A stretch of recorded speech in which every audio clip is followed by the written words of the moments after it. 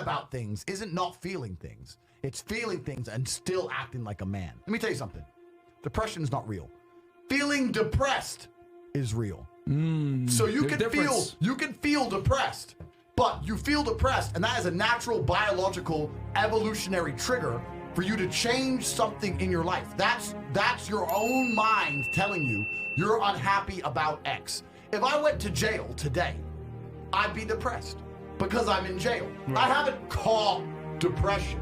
I don't have a disease. I'm just upset with my situation. Yep. I have people mess with me all the time. I'm fat and I can't get a girlfriend because I'm depressed. I'm like, no, pancake lover. You're depressed because you're fat and you can't get a girlfriend. Do you understand? This is the point, right? So for a lot of people, your life is depressing. A lot of you out there, if you're sitting there and you say you suffer from depression, you probably live a depressing life. You probably live a depressing life. So if I was you, I'd be depressed. But if you were me, you'd be happy. Do you know what could solve depression for most poor people? $1 million in the bank. Yes. Boom. So how is it a disease? So when I say this to people, most of them agree and they go, okay, but if that's true, why do famous people kill themselves? The reason is twofold.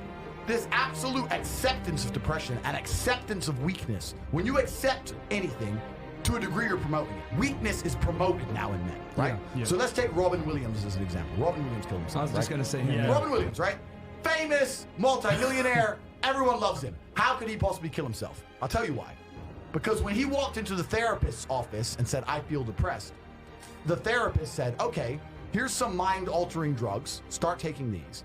And then I need to see you 6 hours a day, every day, and we're going to talk about sad things for the next 10 years. He was in therapy for 10 years. Oh, God. If I had to take mind-altering drugs and talk about sad shit for 6 hours a day for 10 years, I'd kill myself.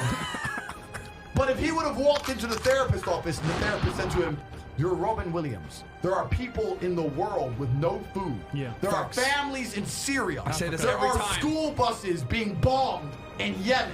There are people who lost their entire family in a car crash today. You're Robin Williams and everyone you love is in perfect health.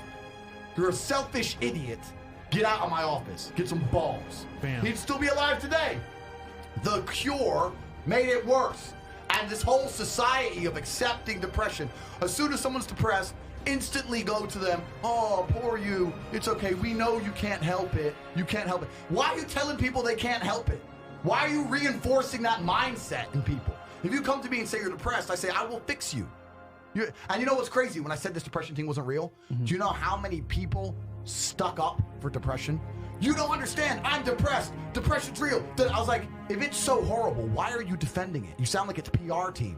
Why, like, what? I thought it was ruining your life, but you are desperate for me to believe in it. You want me to believe in it. You're sticking up for it. You're defending depression, trying to convince me it's real because it's your cure-all excuse for failure. When you're depressed, you can fail in every human metric.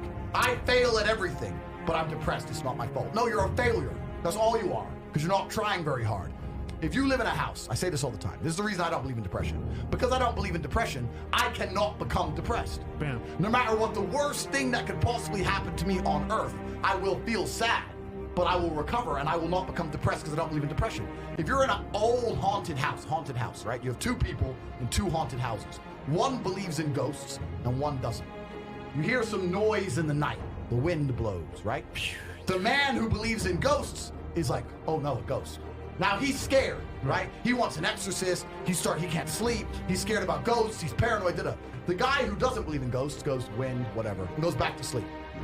Do you understand that it's the belief that gives it power? Right. If you don't believe in ghosts, the ghost can't hurt you. If you don't believe in depression, you can't become depressed. And I refuse to believe in something that's going to weaken me.